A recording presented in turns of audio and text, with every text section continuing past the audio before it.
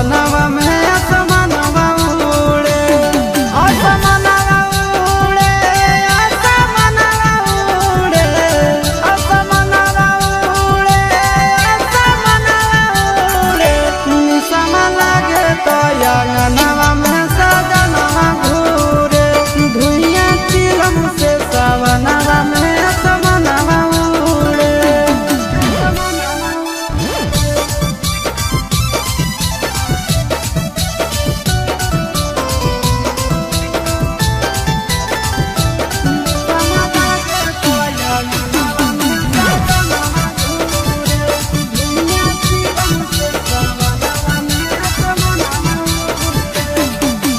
काम धाम छोड़ के खाली जाते भोला के नाम है, चिलम पे चिलम गाना मारे सुबह शाम है।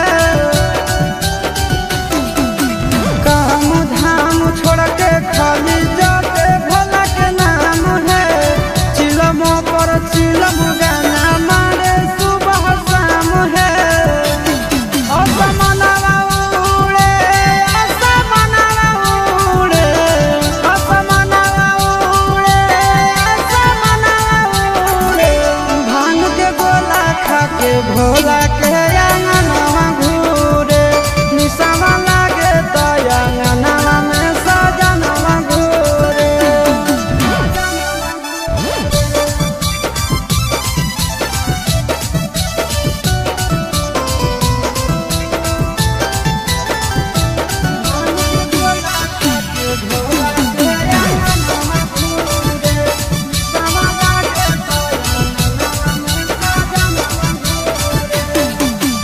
भोर सावन भोला जी के पीछे पागल रहे हैं, गाना खातिर आशीष चिंटू घर से भागल रहे हैं।